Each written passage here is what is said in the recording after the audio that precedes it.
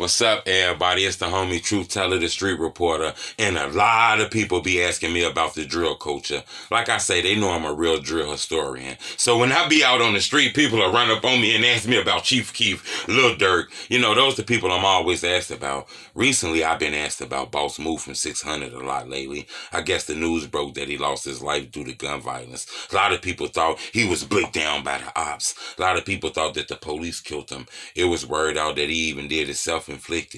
I think the news then came out. We already know that, certain shit came out, but it's still a little sketchy. I'm going to take him to the board today because a lot of people have been asking me, Truth, take him to the board. So we're going to take him to the board. I'm going to give you some background. I'm going to tell you what happened. Then I'm going to give you my conclusion. My conclusion really ain't as different from everyone else's conclusion, but I do got a little more things I want to add to it. Now, Boss Move, you got to understand, when I first looked into Boss Move, I realized that he was affiliated with 600, which is the area over there on like King Drive and shit like that. I know that over there is BD's. Now, everybody know that's like a Black Disciple neighborhood. I'm not saying it ain't other gangs over there, but that's BD neighborhood. But remember, in Chicago, when it come to this drill shit, it ain't always about the gang. It's about the crew, the neighborhood. So you could be in a different gang, but still riding with this gang on some insane shit. I know it's kind of weird and confusing, but that's how the drill culture is. You feel me?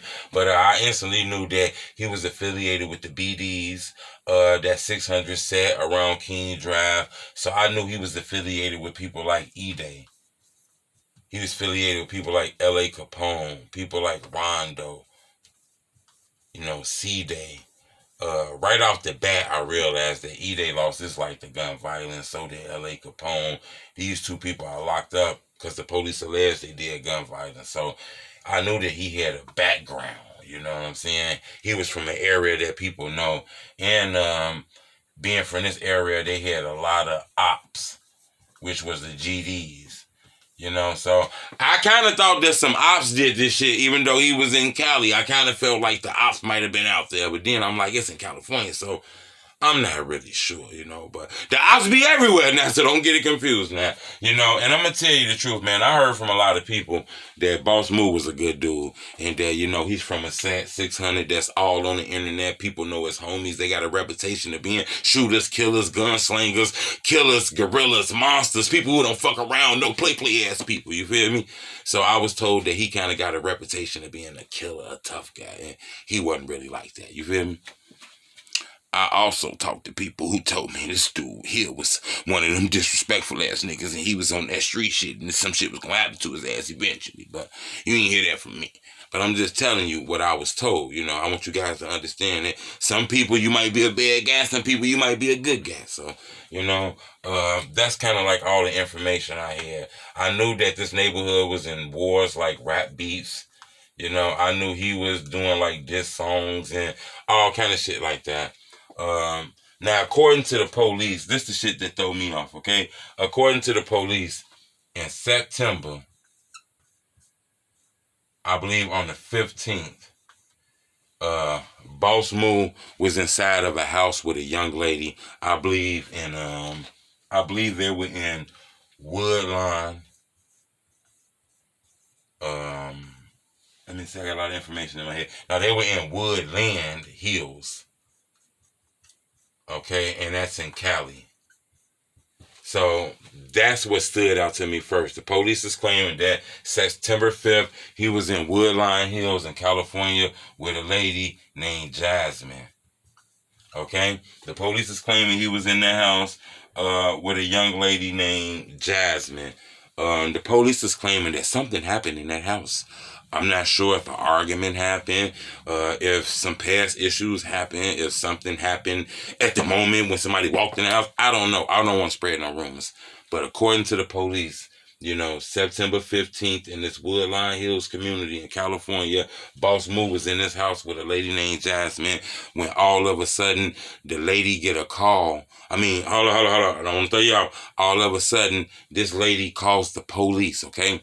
Jasmine calls the police. The Woodline Hills police is alleging they get a call come through their dispatcher center, and it's a lady on the phone saying it's somebody shooting at her, It's crazy, right? But it's residents around the community that claim that around that same time that call, they heard blinking. Blah, blah, blah, blah, blah, blah, blah, blah, blah, blah, blah. Now, the police don't know what's going on, right? They get a call that it's a lady calling saying it's this guy inside of this house that's shooting at her. I guess her boyfriend, as the news come out later on, was shooting at her. Now, we don't know what was going on. That's what the police is alleging. Next thing you know, the police comes to that house. This young lady is deceased. Boss Moo has a gunshot wound to the head. It's the police is alleging that he killed himself too, committed a suicide after he killed that young lady. That's what the police is claiming. So next thing you know, they come to the house. You know, police saying they walks in there. Jasmine is killed, and Boss Moo kills himself. Okay, that's what the police is claiming. Sad situation. This happened in Woodline Hills, California. As they come in, the police finally conclude that Jasmine died by homicide. Okay. They conclude that Boss Moo, which is, I don't want to say his government name, but Boss Moo died of something that was self-inflicted wound, suicide. And this is a case of emotions run high. In my opinion, you know, it be like that, you know. Sometimes our mental health don't be right when we go through them traumas, you know. It's shit that go down that'll make you snap. And some people ain't here to play, you know. Some people can take pain and some people can't take pain.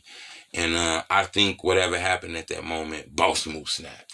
You know what I'm saying? And he made a bad decision. And I believe at that moment he realized, you know, that decision was going to cost his life. Maybe face a long time in prison and all kind of shit. And I think he made a decision to not go through all that. You know what I'm saying? It be crazy out here, though, man, because I'm going to tell you something, man. The easiest way to hide the struggle is to smile.